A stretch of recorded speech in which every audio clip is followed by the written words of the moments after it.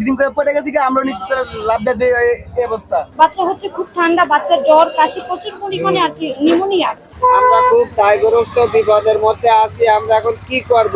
বাচ্চা হচ্ছে খুব ঠান্ডা, বাচ্চার জ্বর কাশি প্রচুর পরিমাণে আর কি নিউমোনিয়া। আমাদের ওইখানে যে মা ও শিশু হসপিটাল ওইখানে হচ্ছে আপনার আছে, কিন্তু ওইখানে একটু ভিড়, তো ভাবলাম যে এখান থেকে দেখানো যায় কিনা। এখন আইসা দেখি তো এখানে ঝামেলা হচ্ছে বা ভিতরে ঢুকতে দেয় না, টিকিট কাউন্টার বন্ধ আছে, এর জন্য কিছু করার নেই, বাসে চলে যাইতে হবে।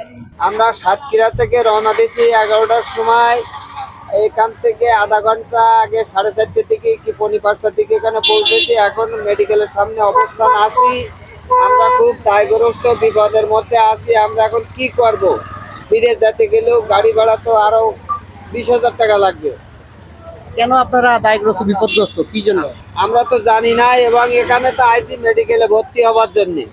এখন তো গেটে ধরেন আর্মি আছে, কোনো কার্যক্রম নেই। আমরা এখন কি করব?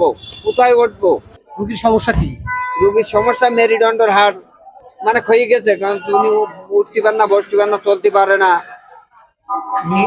এটা কি সাতক্ষীরা থেকে এখানে রেফার করছে? সাতক্ষীরা থেকে ইফার করছিল। আমরা বাসায় কিছুদিন ছিলাম, তারপরে বাসায় থাকার পরে আমরা আবার নিজ নিজ ঢাকা মেডিকেলে আছি, ভর্তি হবো। তাই কোথেকে আসছেন আপনারা? কুমিল্লা থেকে এসেছি। কি জন্য আসছেন? বাচ্চার জ্বর ঠান্ডা কাশি। এখন এখানে যে চিকিৎসা হচ্ছে না এটা জানতেন না? না না, জানতাম না তো। জানলে আর আসলাম মিলে। এখন কি করবেন? এখন আমাদের অন্যরা যাইতে পারিনি। প্রাইভেট মেডিকেলে দেখাবেন? দেখা যাক না, লোক আছে, লোক আসে লোক।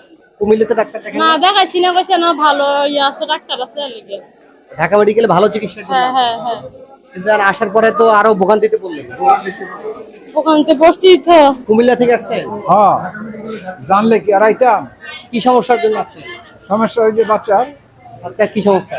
ঠান্ডা কাশ কফ জমেছে বুকে, ইমার্জেন্সি ডাক্তারের দরকার।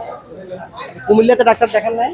কুমিল্লাতে দেখাইছি, মানে এমনি লোকের ডাকে দেখাইছি, আর একটু দেখালে যায়। যে পেশেন্টটি দেখতে পাচ্ছেন এটি 10তলা বিল্ডিং থেকে একটা নির্মাণ শ্রমিক, তিনি 10তলা বিল্ডিং থেকে পড়ে গিয়েছে এবং ঢাকা মেডিকেলে নিয়ে আসার পরে তিনি জানতে পারেন যে তার স্বজনরা যে এখানে চিকিৎসা হচ্ছে না। আসলে দেখতে পাচ্ছেন যে একবারে মুমূর্ষু অবস্থায় তাকে ঢাকা মেডিকেলে নিয়ে আসা হয়েছে এবং 10তলা থেকে পড়ে যাওয়া পরে তার এই অবস্থা। এবং দেখতে পাচ্ছেন আসলে আমরা কতটুকু জানি না, একেবারে সে জীবন মৃত্যুর সন্নিকটে এই অবস্থায় তাকে এখানে নিয়ে আসা হয়েছে। এবং তার এখানে আসার পরে তারা জানতে পারে যে ঢাকা মেডিকেলে ডাক্তাররা কর্মবিরতি করতেছে, কোনো চিকিৎসা নেই। এবং এই এরকম একটু পর পর আসলে অনেক রোগী আসতেছে এবং অনেক এরকম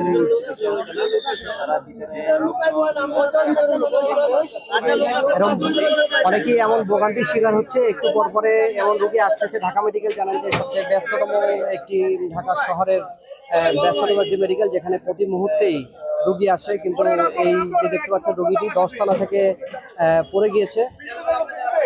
আমরা মানে কাজ করতে আছি, পড়ে গেছি, আমরা দেই না, বুঝছেন? আর আমরা কি দেই না, দিন করে পড়ে গেছি আমরা নিশ্চিত লাভ দেয় এই অবস্থা।